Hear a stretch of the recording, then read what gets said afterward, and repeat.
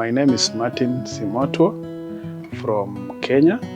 I come from the Ogiek community, Ogiek Indigenous Community from Kenya.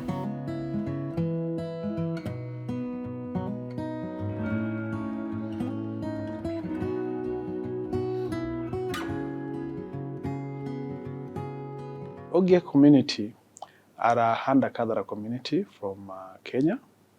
Their population is roughly around 50,000 people, and they speak Nilotic language, and their main livelihood support system is based on the forest. They are also called forest-dwelling community. First of all, I want to take you back to before the colonial period. Well, before the colonial period, the Ogiek used to live their life comfortably in the forest, relying on the hunting and the gathering. When the colonialists came, most of the land that actually belonged to the Ogiek were converted into either national parks or forest reserves. So in the process, many of them actually were kicked out of their land, and they become homeless.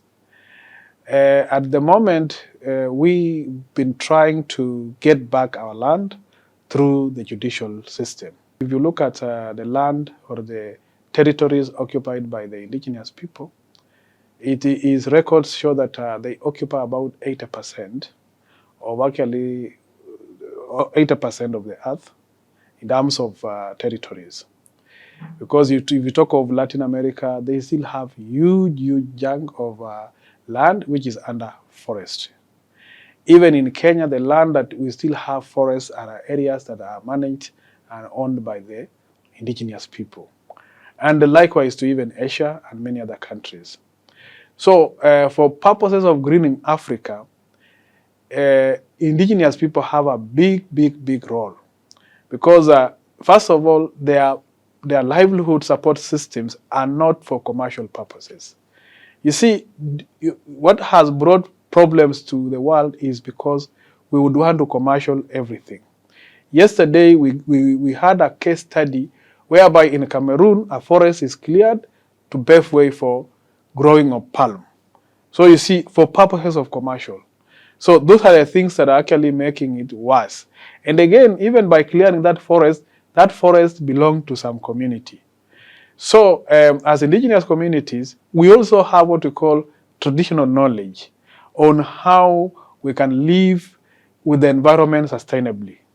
And that is what we are bringing forward as a people, as indigenous people.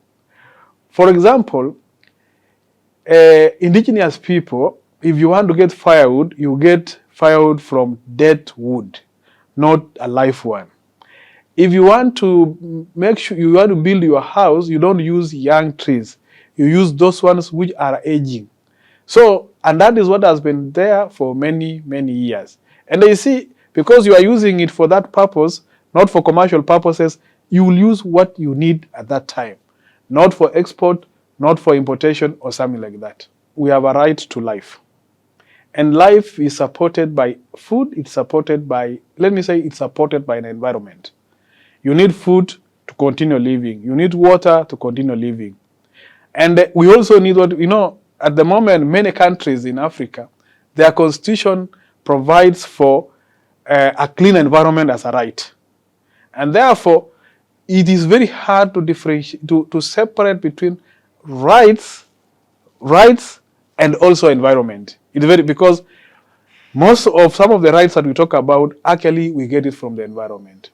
And therefore, as a center, we need to advance all these things together. We must advance the protection of the environment, at the same time, protection of our rights as human beings. We need to come forward as a continent and make sure that our continent becomes a continent which upholds rights. We have several cases in African court and many other courts that have actually been ruled in favor of indigenous communities, but governments are not taking the steps to implement that. which actually is a shame to our continent, because it's like we are not following the rule of law. The other thing that I want to mention is that as a continent, we as a continent are not the big contributors of the causes of climate change.